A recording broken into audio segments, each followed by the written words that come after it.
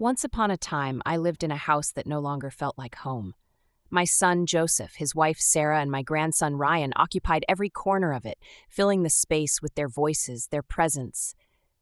But I had become a ghost in my own world.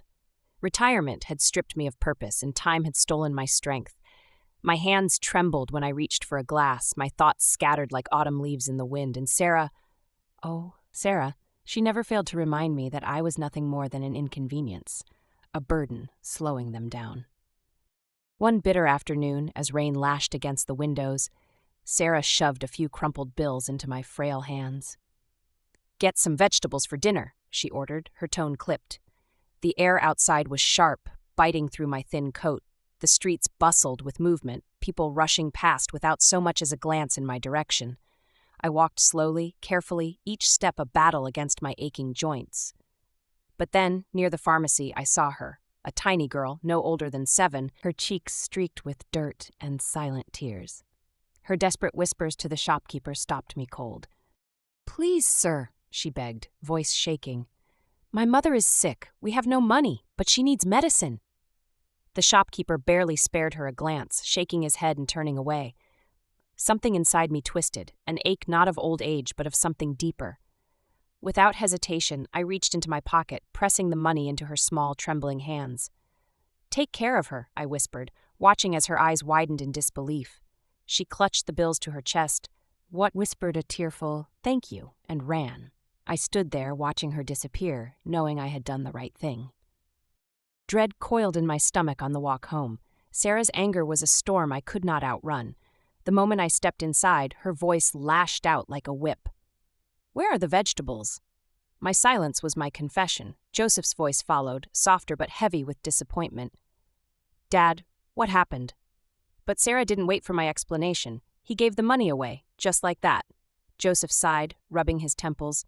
"Dad, we're struggling too. You can't just—" A small voice interrupted. "But Dad," Ryan whispered, stepping forward, "helping people is the right thing, isn't it? Grandpa did the right thing." Days stretched on, the weight of being unwanted pressing heavier on my shoulders. I tried to be invisible, tried to take up less space, but even that wasn't enough. Then one morning as I walked to the market, a wave of dizziness crashed over me. My legs buckled and the world tilted. The pavement was cold against my cheek as shadows loomed above me. Strangers gathered, whispering, staring, but none helped. My breaths came in ragged gasps, panic clawing at my chest. Finally, a kind voice asked for my phone, called home. But Sarah, she didn't come. She didn't even tell Joseph.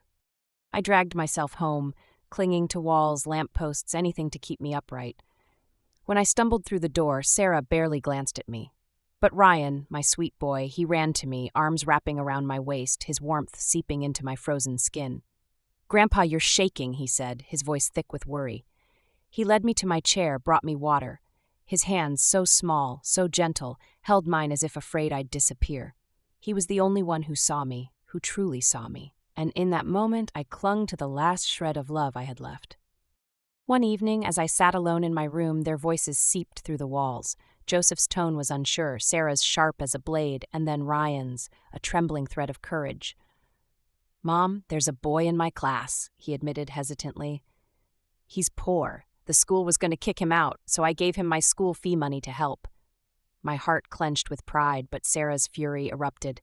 "You're just like your grandfather," she shrieked. A sharp sound cracked through the air, Joseph's voice, firm, stopping her. "Enough, Sarah. Ryan did the right thing, just like my father did." The next morning, Sarah shoved another handful of bills into my hands, her eyes cold. "Pay the electricity bill, and don't mess this up." Her words felt like a dagger, twisting deeper.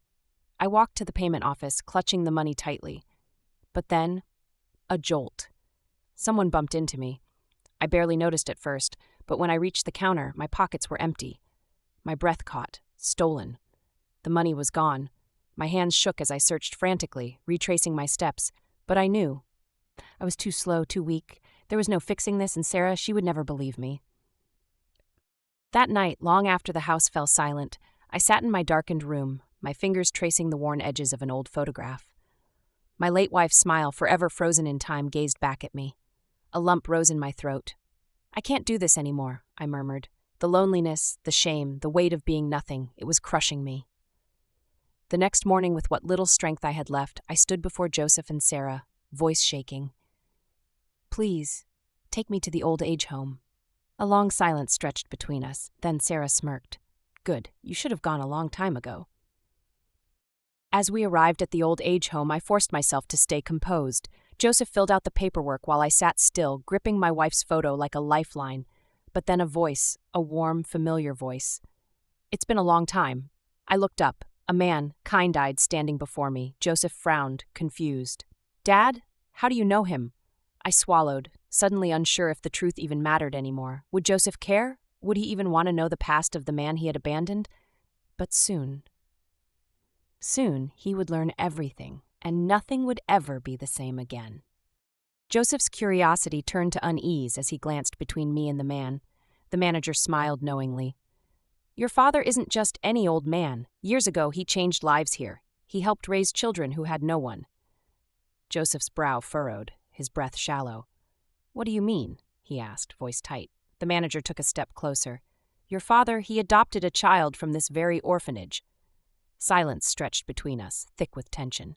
Joseph's lips parted, his voice barely a whisper. "Who?" The manager's next words shattered the air like thunder. "You, Joseph. He saved you. He chose you.